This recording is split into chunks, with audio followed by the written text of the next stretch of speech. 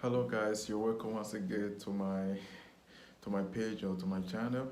As if you're watching me from Facebook, Instagram, TikTok, or maybe YouTube, you can go ahead and subscribe and follow me, or and just also click the notification bell. Today I'm going to be telling you what I'm going to be telling you what the former Minister of Foreign Affairs to Nigeria said about Netanyahu that wants to start the World War III. So I'm going to be playing the video so that you can also hear what he said about Netanyahu, which is the Israeli Prime Minister, wants to start the World War III. Actually, he said that Israeli government is about to get the attention of the America in a direct military confrontation with the Republic of Iran, so that can start the World War III. And if Natanyahu does that, it can actually really start the World War III. So I'd like to play you the video about what the former minister Bolaji Akifemi said about it. So please, I'd like you to watch the video. The First World War, which then gave the Middle East to British Mandate territory, the Second World War, where Europe, out of a sense of guilt because of what happened during the Holocaust, the pogrom against Jews, now gave the Middle East to the Jews. And the United Nations created two states, and that was the beginning of this unending violence, the beginning of the injustice, and the beginning of the war. And so we are now faced with an issue where the language that is being used is the language of ethnic cleansing, international law being violated by both sides. And we need to be careful. When I say we, I mean we, the world. First of all, we created this problem when the United Nations decided to create two states in the Middle East, an Israeli state and an Arab state. And yet, from that time on, the world has not showed a level appreciation of the suffering inflicted upon the people there. As an aside, we Africans have cause to be thankful to God, because the British first offered Uganda as a homeland for the Jews. It was the Jews who rejected that offer and said they don't have any attachment to Uganda, that their attachment was to that homeland which Exodus gave them. We need to be careful, secondly, because what we say is dependent on our source of news. I will be blunt. The CNN and the BBC are pro-Israel. Al Jazeera is pro the Palestinians. So our choice of language depends on the channel that we listen to. So this problem did not start 3 days ago with what with what Hamas did. As the Palestinian ambassador to the United Nations said, if you treat people as animals, they'll turn around and start behaving like animals. We even have it in our own cultural language here. If you flog a goat, it will start to run. When that goat gets to a wall, it will turn around and start to fight you. The way the Palestinians have been treated over the years, with the international community just condemning Israel for the way it has treated the Palestinians, just condemnation, and has done nothing to protect and advance the interests of the Palestinians, is unconscionable. And so to condemn Hamas for what he did 3 days ago, to me, is an aberration of justice. I am not saying that all the things that the Palestinians have done since the creation of Israel makes sense. It cannot.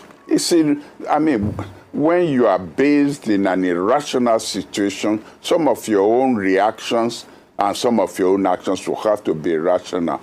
But the Palestinians have been more sinned against than sinning.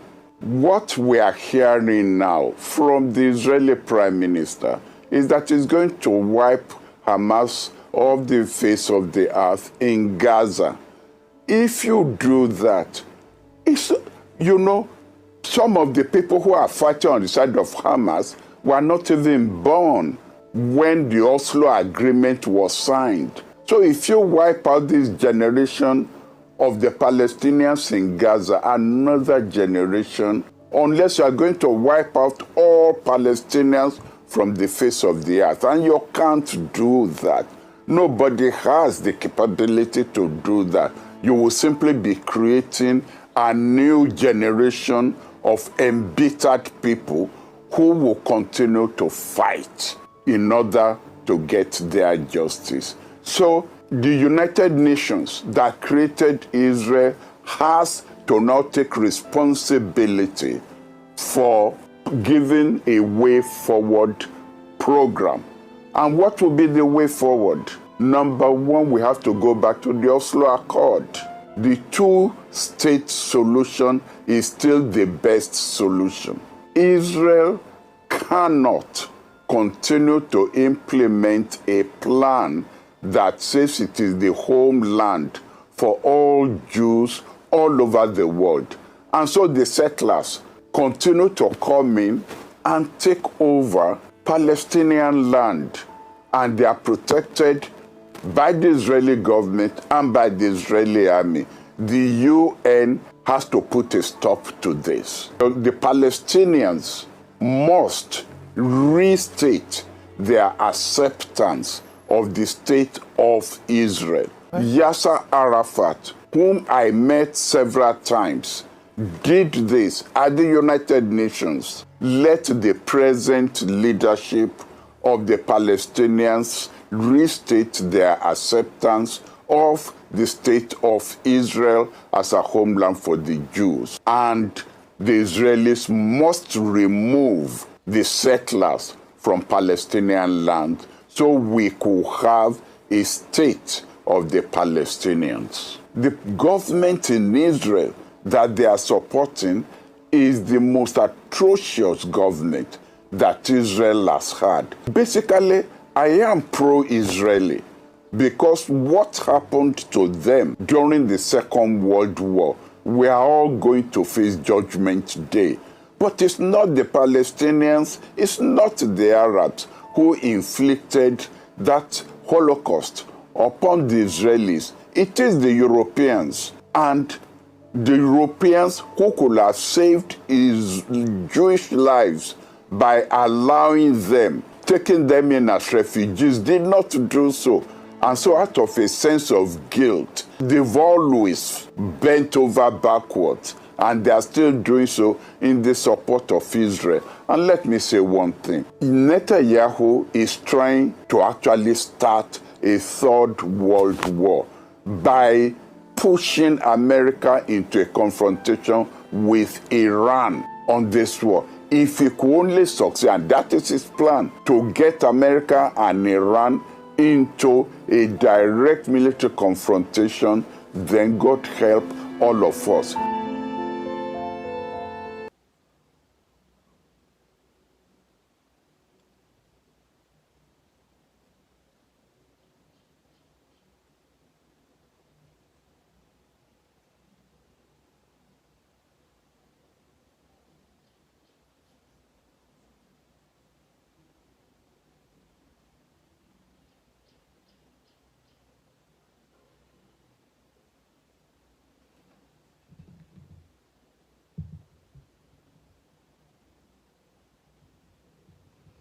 So now you can actually see what this former Minister of Nigeria Foreign Affairs, former Minister of Nigeria Internal Affairs, as Bolaji said about it. So you now cannot begin to imagine that Israeli Netanyahu is about to start a World War III. And once he's been able to drag the US into direct military confrontation with Iran, then the World War III will start, because the Chinese would like to get involved to protect their interests in Iran, and the Russian will also like to get involved to also protect their interests in Iran.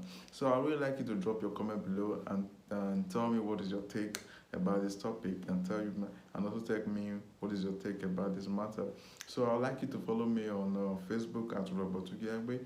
I also like you to follow me on Instagram as Robotugiagbe. I also like you to follow me on TikTok at Robotugiagbe, and I also like you to follow me on YouTube at Robotugiagbe, and make sure you subscribe to my YouTube channel and click the notification bell. So I'd like you to drop your comment below about what you think about what Netanyahu is about to do to the whole world. So I'll please like you to drop your comment below, and see you next time.